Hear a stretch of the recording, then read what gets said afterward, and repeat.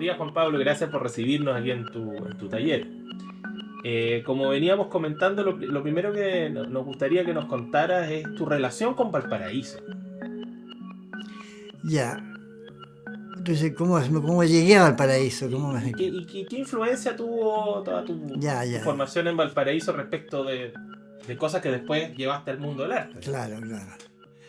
Mira, yo, cuando, como te decía fuera del programa, antes yo estudié arquitectura porque me dijeron que era bueno para el dibujo, que por lo tanto era bueno, y importante que lo podía aprovechar en que nadie empezó otra cosa más que de arquitectura para arriba, digamos. Entonces entré a arquitectura, la Católica de Santiago, Y, pero la verdad es que nunca estuve a gusto. Me da cuenta que estaba como, no entendía bien qué es lo que se hacía, planos, planos, pero qué importancia tenía y para qué servía y para qué. Entonces, un día ya repitiendo años, me salí de la universidad. Estuve un año pintando, pintando para vivir un poco, pintando género. En esa época no había impresiones de género digital, así como hay ahora, sino que había las sábanas de género para cortinas se hacían directamente con un tubito y líquido que tú llenabas el tubo como que jeringa. Abría y salía la mancha, entonces dibujaba. O sea, había que hacerlo con una precisión y una rapidez enorme. Y estuve un año entero ahí, en una tienda Sangal que tenía, cuando existía la calle Avenida Ahumada, ¿no? Es decir, la calle Ahumada, pero con carros, que pasaban carros, pues estoy hablando hace como 50 o 60 años. ¿Ya? Y, y así empecé a trabajar en mi pintura, vivía ahí mismo, en el tercer piso donde estaba la fotografía con vos, que era un fotógrafo que había en la primera cuadra, un edificio colorado de una casi media cuadra, y que había de todo. ¿Sí? Así que por ahí terminé eso de ahí, después entonces dije voy a volver a estudiar. Me topé con Godofredo Yomi una vez que almorzamos juntos, creo, con Cristian Valdés, que lo había estado con él más, la había ido a ver un par de veces. Entonces nos dijo, ¿por qué no se vienen para acá, a Valparaíso, a estudiar a la escuela, a tener una experiencia nueva? Y se hizo, y así enteramos. Increíble, impresionante. Ahí yo me entusiasmé inmediatamente. Después que lo vi al paraíso y estuve visitando la escuela, me di cuenta que ese era el lugar que yo quería estar, donde pudiera conversar, donde pudiera.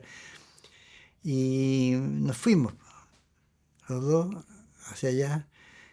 Y entramos al mismo talleres distintos, pero elegimos, cada uno eligió su taller. Yo elegí el taller con Miguel Equem. Cristian trabajó con Tuto Baeza, creo. No fue Tuto Baeza. Pepe Vial creo que fue. No me acuerdo, creo que fue Pepe Vial. Pero allá era todo muy. Y allá nos contactamos mucho con una pintura, una mirada muy vasta sobre la arquitectura y el arte y el pensamiento en general. ¿Te fijas? Hacíamos exposiciones de reproducciones porque no teníamos otra chance, ni plata, y no había, no existían. Entonces habían libros de reproducciones esos grandes que se venden todavía en las calles. Entonces ahí organizábamos exposiciones distintas, opinábamos sobre ellos, como si estuviéramos viendo una exposición real. Pero así me empecé a contactar con Valparaíso y con la vida de la universidad.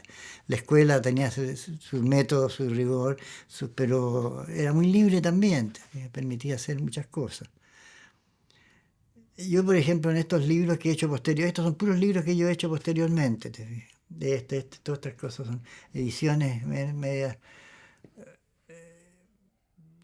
como trabajos de arte que he hecho individualmente, o sea, como Como libros de arte. libros de artista. Sí.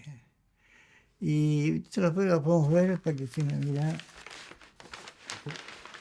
Oye, y también yo creo que debe haber sido importante para alguien que tenía como la idea de estudiar arquitectura, haberse encontrado con gente que pintaba, con gente que hacía poesía, con gente que hacía escultura, como Girola. ¿Cómo fue Claro. tu Bueno, relación con ellos? Ellos no estaban metidos en la escuela diariamente, salvo Pancho Méndez, que sí tenía cursos, te fijas. Pero Claudio no hacía clases específicas, ¿no? Que estaba como en general, no sé, es como vos, que estaba como haciendo cosas generales, organizaba ciertas performances, cosas que él proponía, los cerros, te fijas.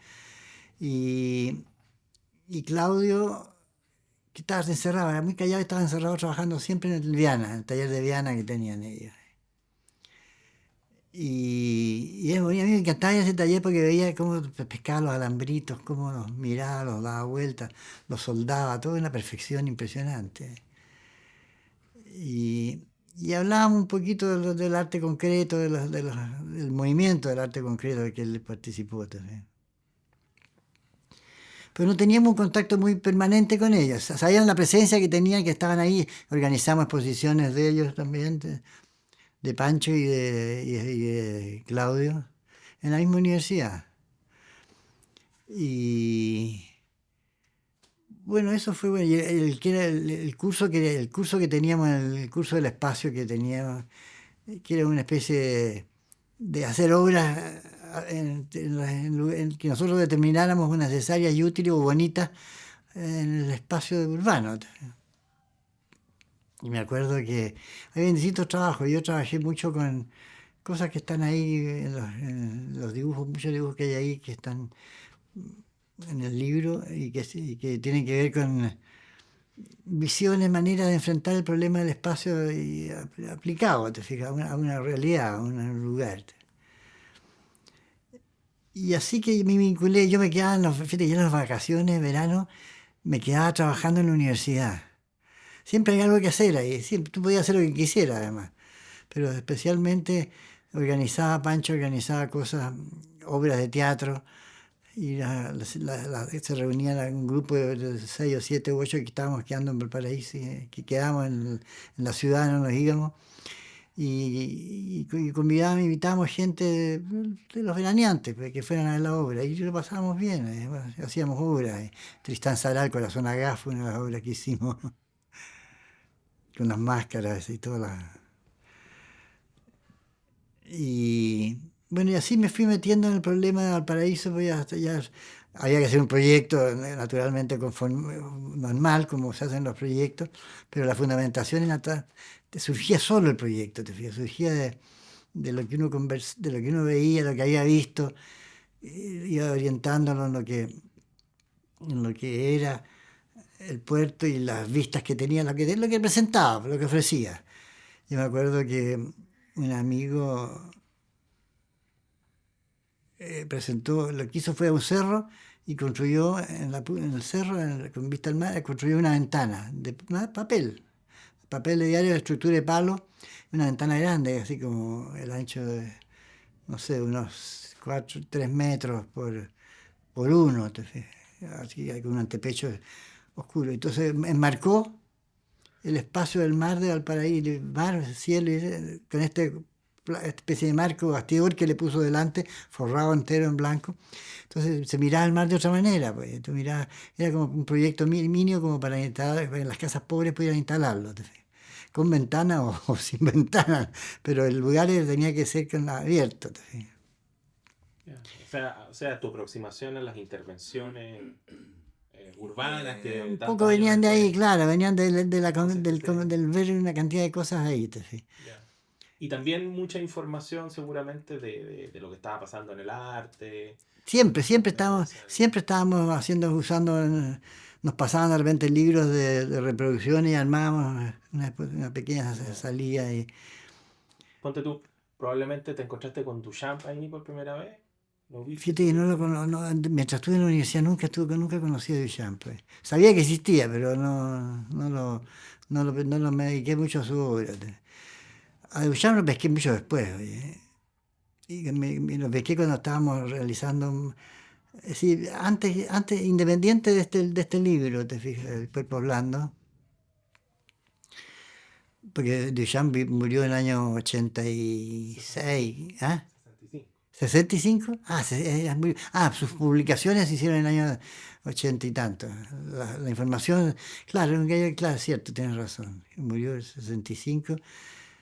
y su obra se publicó después, te fijas. Ya. Y tú no viste hubo una exposición el año 71 que se trajeron obras del MoMA, que era el Dada, el surrealismo, no sé qué No, historia. no la vi, fíjate, no la vi. Porque yo entrevistando en su momento, cuando estaba vivo, Poli Martínez, a Lugo Rivera, gente de Sí, esa época, me dice que a ellos les impactó mucho porque pudieron ver un Duchamp ahí en el Forestal, me imagino. claro. No, yo nunca había visto un Duchamp de verdad. ¿Dónde? En Buenos Aires creo que hubo una exposición de él. Ya, bueno, y la colección que está en Filadelfia, que está todo. Bueno, ahí está todo. Ah, ahí vi, Ah, nunca has visto un Duchamp ahí. de verdad. Ah, nunca he visto un Duchamp de verdad, fíjate. O sea, sabía el urinario. Más bien sabía la historia vinculada a toda la obra, pero no la supe, no la vi, nunca la vi real, te fijas. Oye, Juan Pablo, y bueno, tú terminas tu formación como arquitecto, te titulas de ahí, qué sé yo, y de ahí, Me vine a Santiago. ¿cómo nos encontramos con el artista? Me vine a Santiago. Yo ya estaba trabajando aquí, mira, allá ya estaba trabajando con ciertas ideas y cosas que quería hacer, obras manuales que quería hacer que no eran obras de arquitectura, sino que obras de cosas, escultura. En la universidad empecé a trabajar también un poco, más que con el Duchamp, trabajé mucho con las formas que había aprendido yo de Albers, de Joseph Albers, con quien hice un curso aquí en Santiago, en la Católica de Santiago. Fue lo único bueno, el único recuerdo que tengo de la Universidad de Santiago de Arquitectura fue ese, el paso por esa especie de seminario, 6 meses de clases así, periódicas que teníamos con Albers. Y, a ver, sobre todo, no tanto por el color como por la forma, ¿verdad? El color también, ¿eh? Eso que un amarillo puesto al lado de un rojo es distinto si lo pones al lado de un color más oscuro, en fin. Todo ese mundo de los cuadraditos que hacía, te dije.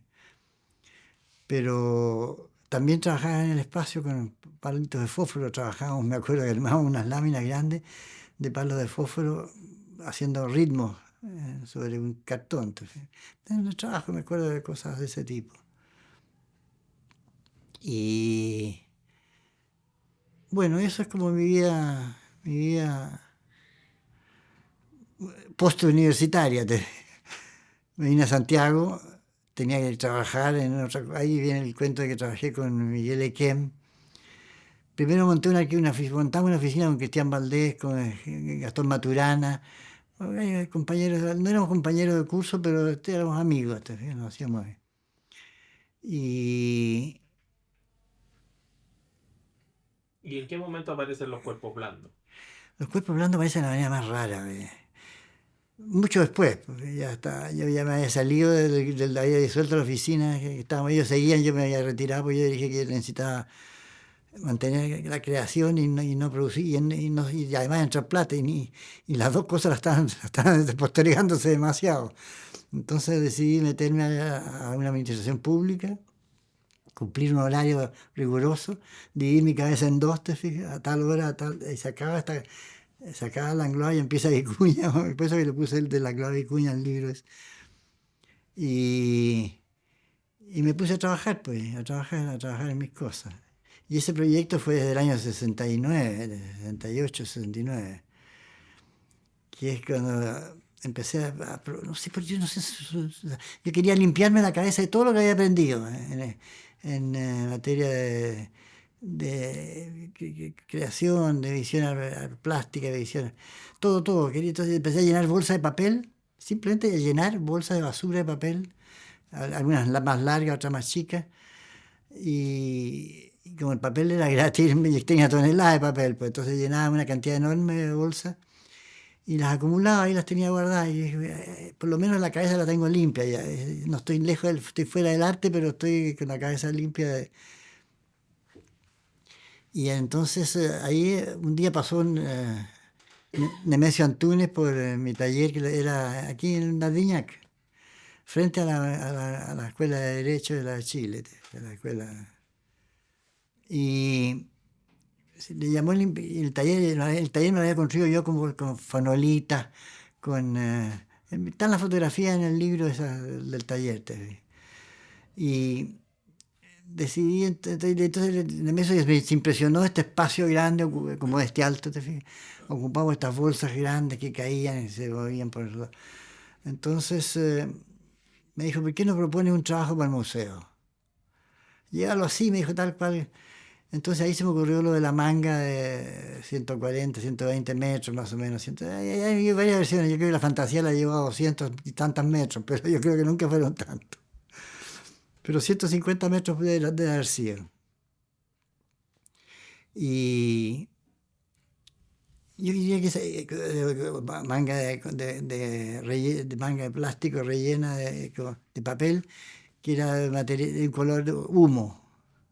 El plástico era un color humo transparente, semi-transparente, en fin. Y ahí hice el trabajo ese, pues, y se me ocurrió con una libertad enorme, iba metiendo las mangas, enrollándolas por aquí, pero allá, sin saber bien lo que estaba haciendo, más bien fue como una intuición que dije, esto es lo que tenía que hacer. Y así fue, porque lo hice. Y el Nemesio Antunes te dio libertad total. Total, y Nemesio le dio libertad, y el problema que pasó fue que Nemesio cayó enfermo de gripe cuando estaba a los 2 días después de abierta la exposición. Y entonces apareció el antiguo rector, el antiguo director del museo, que era un viejito Vargas Rosas, un viejito, que era un viejo comunista muy simple, ya pero viejito. Entonces ya no hacía nada en el museo, abría un cajoncito, estaban las monedas que hay acumuladas de los que pagaban, que nadie pagaba porque era gratis. Entonces, porque ya el presidente de la República, que era Frei Montalva, iba a inaugurar una exposición de arte chileno en la colección de los bancos, que son Rebolleo, Juan Francisco González, Pedro Lira, toda la escuela de los años 20, 30, por ahí. Que era lo que hasta donde llegaba el arte valioso, el resto no era valioso, el resto eran ensayos, cabros que estaban haciendo. Entonces hizo sacar la exposición Vargas Rosa porque dijo, el presidente no puede pasar por encima de estas mangas de plástico que va a dar paso. Se sacó y yo cuando llegué al día siguiente, veo y no vi nada, y a la exposición le quedaban 20 días todavía. Entonces miro y le dije, Nemesio, ¿qué pasó? Le hiciste sacarse de la exposición. No, me dijo, si nadie sacaba nada, pero si no te digo, la sacaron. Se levantó, se le mejoró la gripe, fue y hizo reponerla. Entonces en la reposición, yo dije, no voy a trabajar de nuevo a llenar mangas, ni voy a volver a ponerla en ninguna parte. Las pescamos y mientras tanto las metieron a una sala donde estaban guardados los yesos y los abajo. No, en el mismo piso, En el mismo piso, al frente donde yo estaba colocando las mangas, estaba este aguardadero de yesos, esculturas, réplicas, te fijas, las famosas réplicas del... Y entonces yo le dije a Nemesio, ¿por qué no abrimos esa sala? La de las réplicas, porque me encantó ver esa imagen que estaban todas las, sale una foto por ahí en el libro que están las mangas envolviéndose entre medio de los yesos blancos, te fijas, de los cuadros que había en la colección que tenía el museo. Así que así fue, pues no podían entrar a la sala esa, se puso una cinta roja, esos cordones rojos para que la gente mirara pero no entrara. Y bueno, y así terminó esa obra, pues. ¿Y qué? No pasó nada con esa obra. ¿Qué interlocución tuvo? Nada, ni una sola palabra, salvo los amigos que pasaban y la veían y se llaman ya impresionados.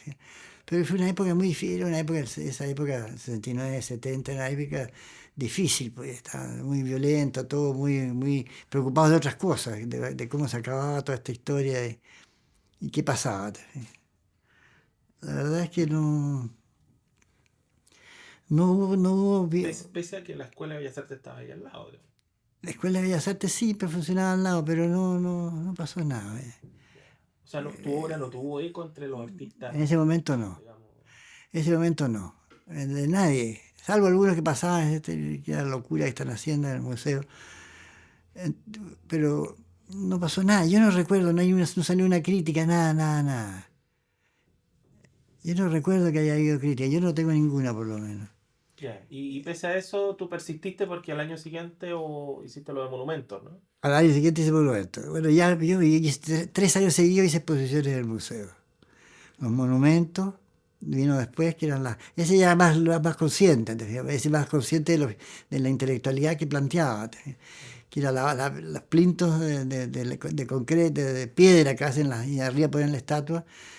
Si los plintos estuvieran solos y se transformaran ellos en la escultura y los de arriba en cualquier parte, en otra parte. Ese fue el primer planteamiento que yo hice como más conceptualizado, te fijas, el tema. Además tenían la idea de que eran estos plintos que se suponen pesados, monolíticos de piedra. Tenían unos polines abajo y que tú los desplazabas, los empujabas y se desplazaban. Así que ese fue el proyecto. Y en relación con el anterior, este de aquí, tal vez al año siguiente empecé como a clarificar las ideas, ¿te fijas? De que intervenir el museo con esa obra era un acto de una movida fuerte de remecer el ambiente del museo, porque Nemesio quería hacerlo. Era como un manifiesto. Era como un manifiesto. Que quería cambiarle, quitarle esa cosa de conservador que tenía el museo. Entonces, por eso que se entusiasmó cuando vio las mangas y ya las hace. Bueno, así no las voy a llevar, pero las voy a llevar de alguna manera. Y ahí está la manga esa.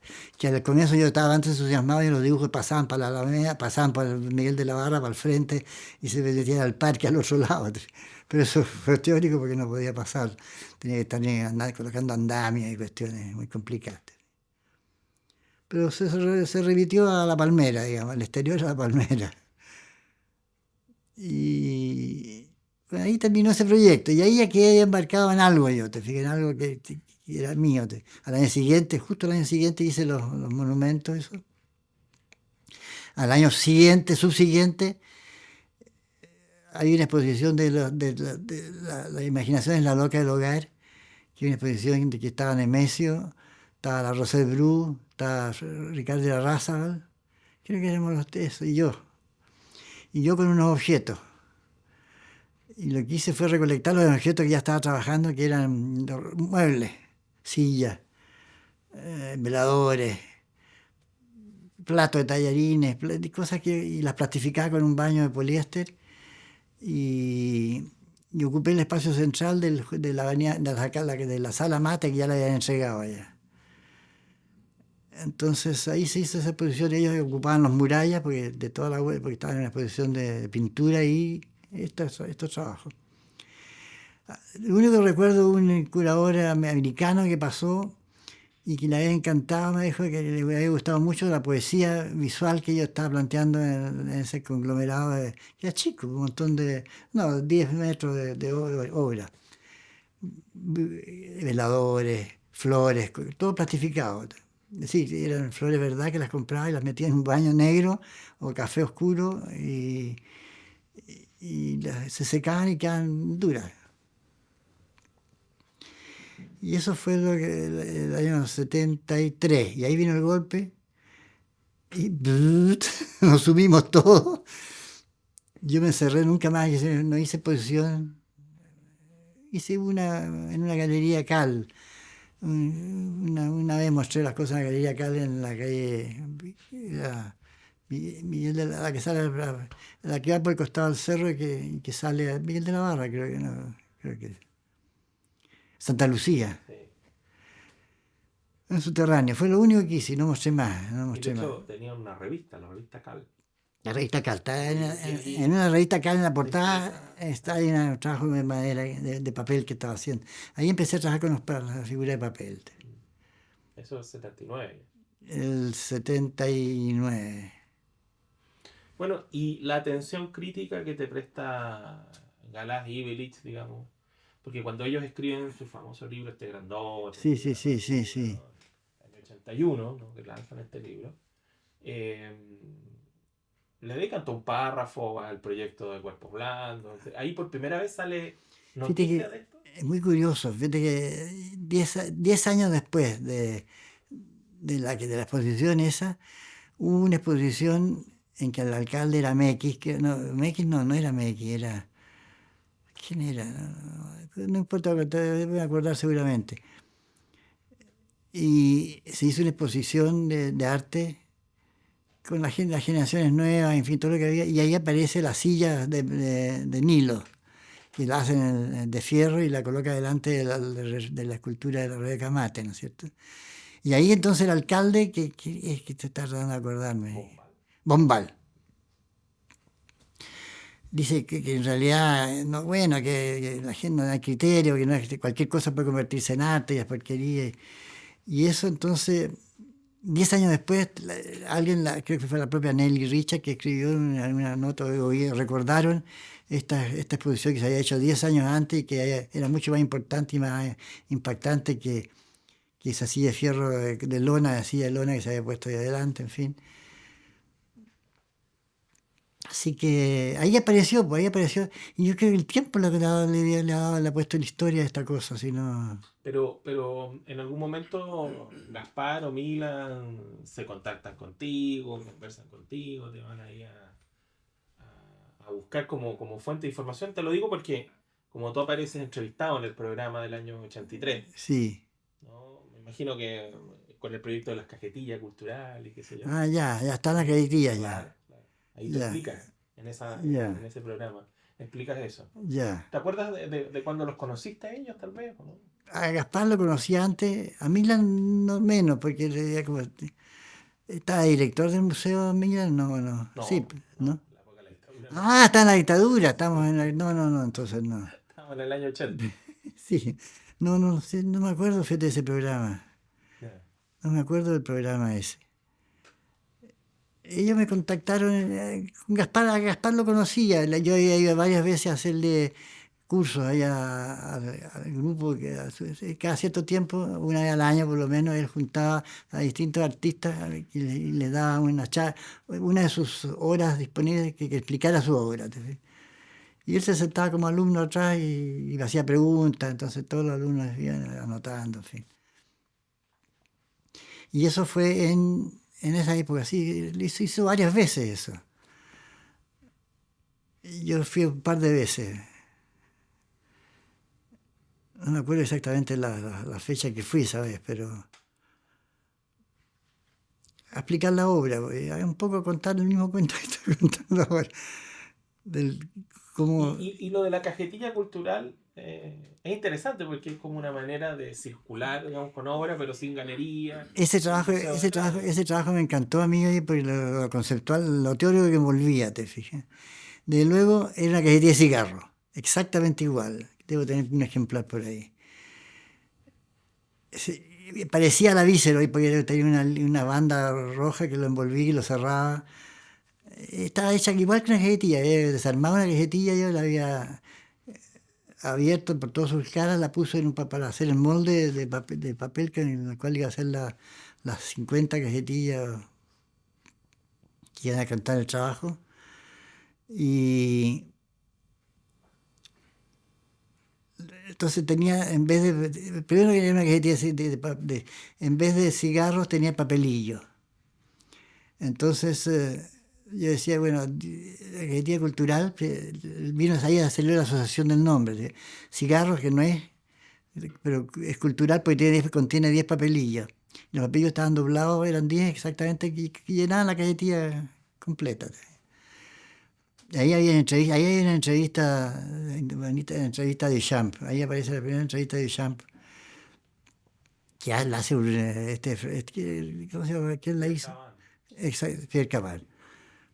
Y incluye papeles de cualquier parte, incluye aprenda a pintar en esas que reparten en París, en las calles, si tiene su tiempo disponible, quiere pintar, cualquier cosa.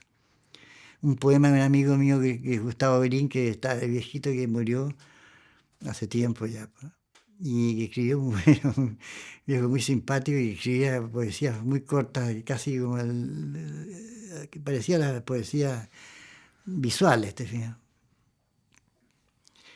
Y sí, entonces ahí se cerró la palabra, asocié la primera imagen de palabra que puse como poeta, que es cajetilla cultural, te fijas, y que una vez que se abría, ya develaba el secreto que tenía, ya, no, ya había perdido su encanto, porque tenía dos chances, la botaba, o la leía, o la conservaba, o la volvía a cerrar y la guardaba como objeto bloque. ¿Y cómo la distribuías? ¿Cómo la hacías Se circular? vendía, se vendía. Pero yo y tengo una fotografía en un kiosco que le pasé unas de cajetillas, pero no, no sé si, yo no sé, nunca supe si la había vendido muchas o no. Yo creo que de haber vendido algunas, pues en la galería de haber vendido algunas, no me acuerdo bien, fíjate. Era como una autoedición, así. Pero el hecho es que ya cuando ya que nos quedaban menos, por lo menos cuando quedaban ya 30 y tantas, un coleccionista dijo, yo las quiero todas.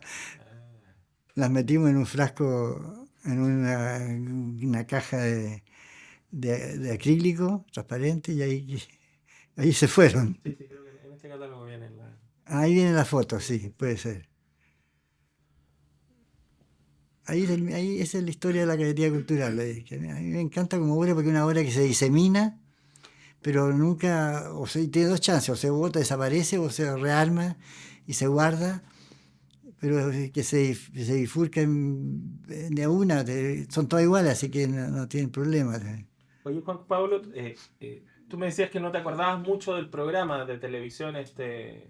Y a O mí sea, ellos te que, ponen como parte ya de un sí, no, momento importante, digamos. yo en esa parte figuraba también en los comentarios personales, unas hojas cafés, que hay unas hojas parecidas a estas. Y que el libro tenía la parte corriente abierta de papel corriente y después al final tenía una separada, una parte final que era con las opiniones de los artistas o cosas que a ellos les parecía. Y era con un papel de este color, así, color El craft. craft. Ahí esa la conocía, esa versión no se me la pasaron. Yo creo que Milan consideró que era importante que lo que había hecho en el museo era importante, ¿te fijas? Entonces no se podía perder. Y Gaspar, por supuesto, ya tenía recolectada la foto. Ah, o sea, hay parte de fotos Yo que... creo que él tiene fotos de esas, yo no sé, Oye, no. yo no sé si él tiene, yo creo que él tiene la foto esa, del cuerpo blando. Bueno, importante, no, no pasó desapercibido, No, parece. no, no, no pasó desapercibido, no, no creo. No, sí, no pasó desapercibido, pero no era una cosa como hoy día que el arte tomó una importancia. Ahora todo el mundo está hablando de esa cuestión del arte y acá y se sacan las cosas, se quitan, se ponen. Pero yo empecé a leer mucho, empecé a ver y leer, te fijas. Y, y sobre todo, más que la obra misma, los pensamientos de los gallos que van haciendo las cosas. Porque la plantean como, es decir, de ahí descubrí que el arte era un trabajo como cualquier otro, un trabajo más, y que lo que importaba era tener el chispazo que uno tenía como para ayuntarle a algo distinto nomás, pero sin mayor problema. Y así fui montando todo mi trabajo, y después cuando aparece la palabra ya más formal, pero son todas cosas que surgen de anécdotas de mi vida personal. El colchón lavatorio, que era mi propio colchón, te fijas, que hay un libro también de estos mismos hecho ahí.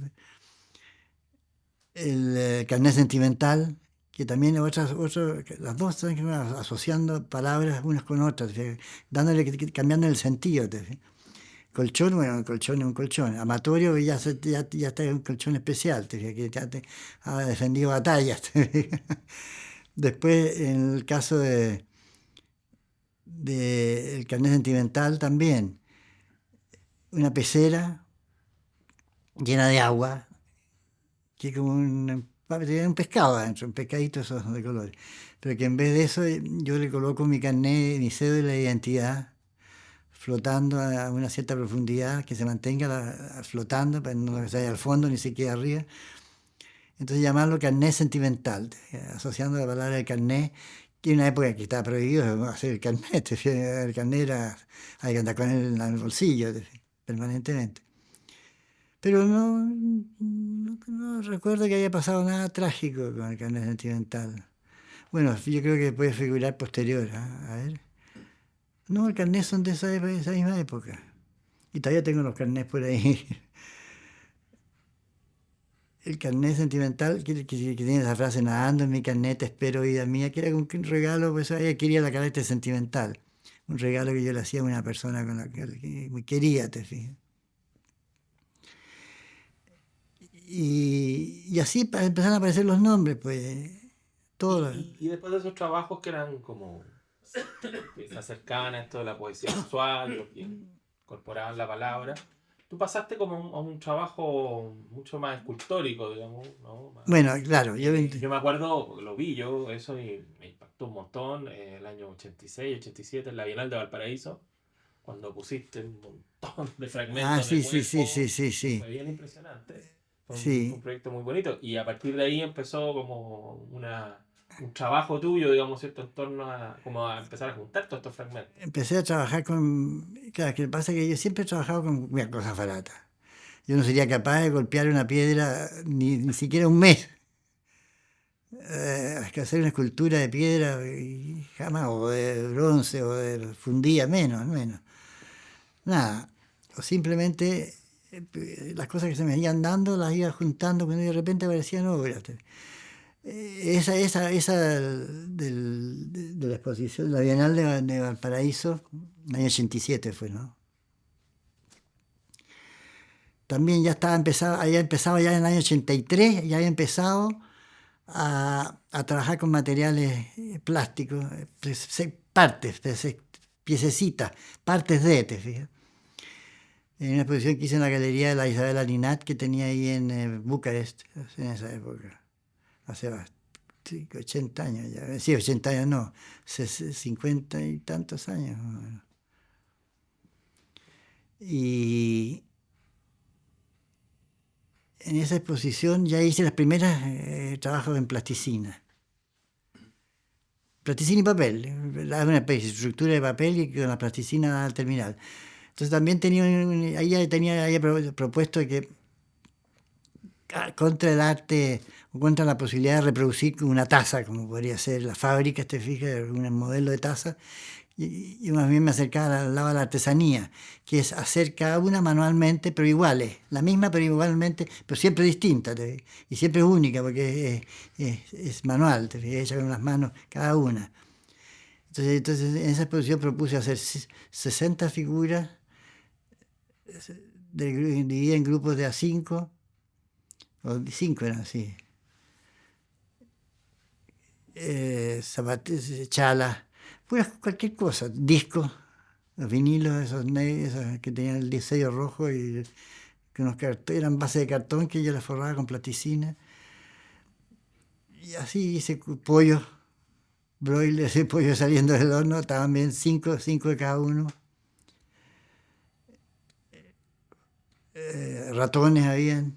Es un archivo objeto. Un archivo de objetos, rostros, griegos mezclados con rostros contemporáneos, el concepto de belleza, en fin. Entonces, así que así los fui armando. Sí. Fue interesante esa Bienal, ¿eh? Es ¿Te bonita. acuerdas que estuvo la obra esa Bertón y Los zapatos, sí me acuerdo. Oye, Juan Pablo, y en relación un poco al momento actual, digamos, ¿no? ¿Cómo, cómo, cómo miras tú hoy día el arte chileno y la situación un poco de los que hoy día están ahí levantando sus propios cuerpos blancos, por decirlo así? Sí. Fíjate que yo estoy bastante retirado de las pistas de ver mucho, te fijas. Son tantas las exposiciones que hay que ya tengo que saber qué es lo que hay en cada una y antes de ir a verlas, te fijas. Y algunas voy a ver y otras no las voy a ver nomás. Pero hay gente que está haciendo ensayos que son interesantes, que son valiosos. En la medida en que son sinceros, son valiosos. Porque también hay mucho que se embarca uno en préstamos, digamos, o toma cosas de otros, o de revista o de libro, porque ya el internet ha dejado, todo uniformando el arte en todas partes.